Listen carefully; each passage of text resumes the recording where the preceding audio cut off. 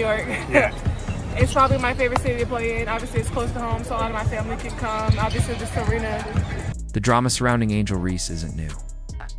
But this time, it unfolded on the grandest stage women's basketball could offer, the WNBA All-Star Weekend, set in Indianapolis, the city Caitlin Clark practically owns. This was supposed to be Angel's big moment. Her coming out party. The culmination of months of branding, build-up, and bold declarations. Instead, it unraveled into a slow-motion implosion, a carefully crafted marketing blitz that landed with all the impact of a whisper in a hurricane. From the jump, Reese's strategy was audacious. She didn't just want to participate in All-Star Weekend, she wanted to own it. Indianapolis, Caitlin Clark's home turf, was blanketed with Reese's face in billboard after billboard, capped off by her heavily promoted Reebok shoe drop.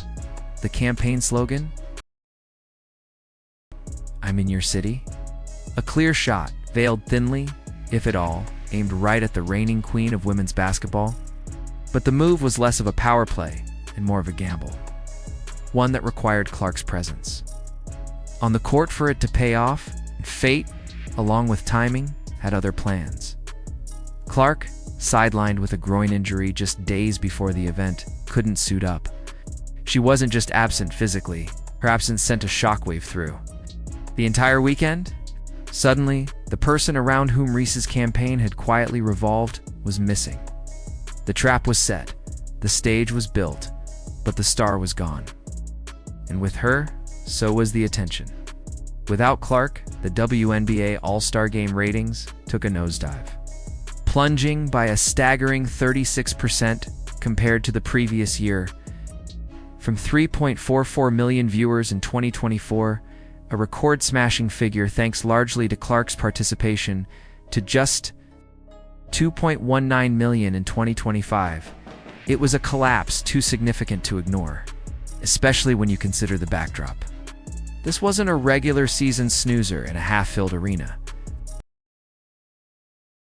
This was the league's marquee event, with all of its stars present, except for one. And that one made all the difference. Reese had bet big on being in Clark's shadow, not out of competition, but out of opportunity. Her plan wasn't to outshine, but to stand close enough to soak in the reflected glow. The Reebok shoe launch was timed to perfection, at least on paper. The Angel Reese 1-inch released in 2 colorways. Diamond Dust and Me Bounds was supposed to be her entry into the pantheon of marketable basketball legends. Instead, it became a case study in how not to build a brand.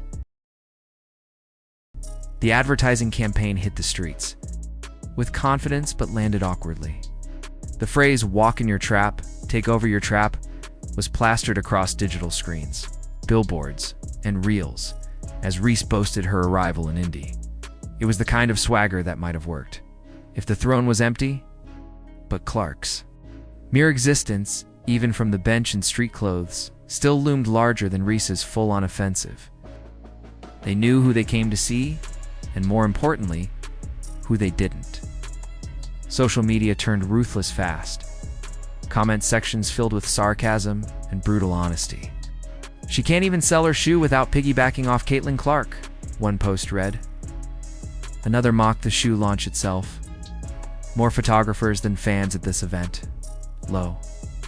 What was meant to be a triumphant moment quickly mutated into a painfully transparent display of manufactured relevance. Even the product itself didn't help matters. Priced steeply and backed by slick ads, the Angel Reese 1 was met with little fanfare. No sellouts, no online frenzy, no resale explosion. The fan response was lukewarm at best, and worse, it was indifferent. For a brand banking on buzz, silence is the loudest rejection of all. Behind closed doors, the reality was clearer still. The Netflix docuseries Power Moves, Shaquille O'Neal, one of Reebok's most recognizable figures, was caught, saying Reese needed to be fully decked in Reebok gear only when facing Caitlin Clark. Not for branding consistency, not for personal identity, but because her relevance peaks when Clark is present. Translation: her visibility hinges on someone else's shadow. That's not star power, that's opportunism. And yet Reebok leaned into the comparison anyway. They weren't just selling shoes. They were selling proximity to Caitlin Clark. But Clark's brand isn't a proximity game. It's an authenticity one.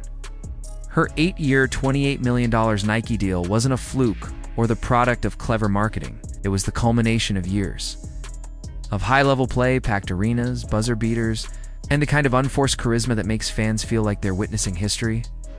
Every time she takes the floor, that same connection translated into real numbers. Her recent Nike Kobe 5 Protro drop sold out in under 60 seconds, retailing at $190. It was reselling for more than $600. Not because of hype, but because of genuine demand. People believe in Clark not in slogans, not in campaigns, but in her. That kind of loyalty can't be faked. It has to be earned. Reese's campaign bypassed that grind entirely, and it showed. Back in Indy, Reese continued her campaign undeterred, filming reels, captioning posts with slick hashtags, and attempting to ride the wave. But the wave had already crashed. She even dropped a passive-aggressive thank you message to the players in all caps. A thinly veiled swipe at the Indianapolis fan base, who, ironically, had been pretty gracious during the weekend. The tone was unmistakable. Frustration dressed up as defiance. Ticket prices for the game dropped by nearly half the moment it was announced Clark wouldn't play. From $121 to just $64. That's not a subtle dip.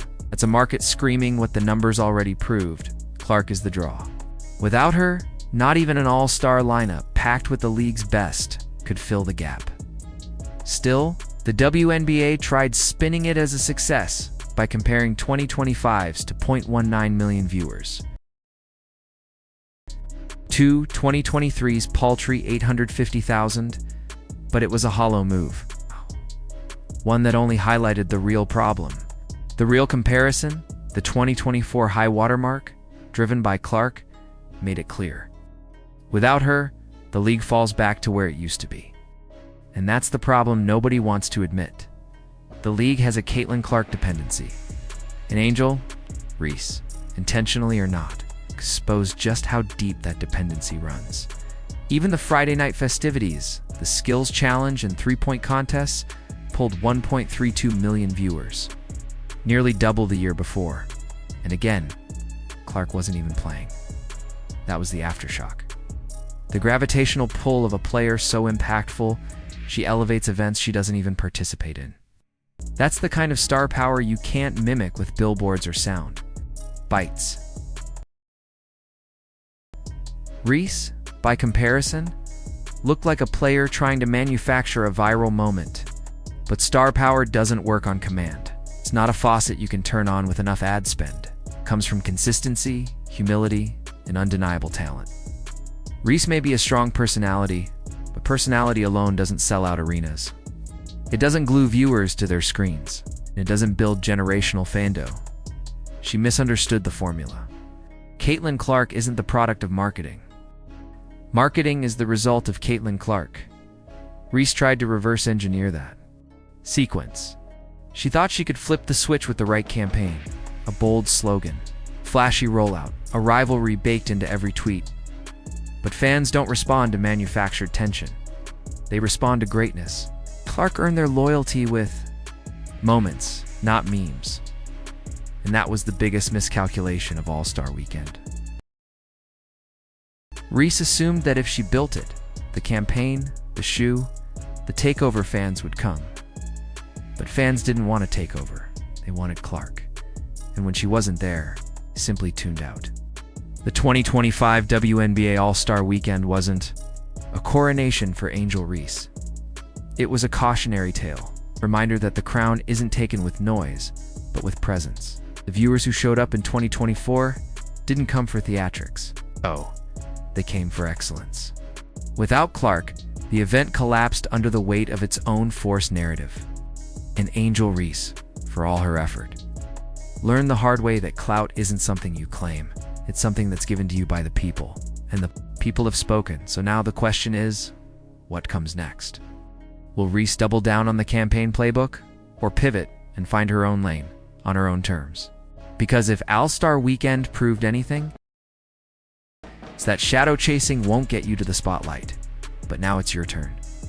What did you think of Angel Reese's All-Star Weekend strategy?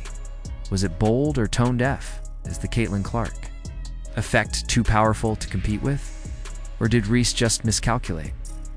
Let us know in the comments. If you're riding with CC, smash that like button.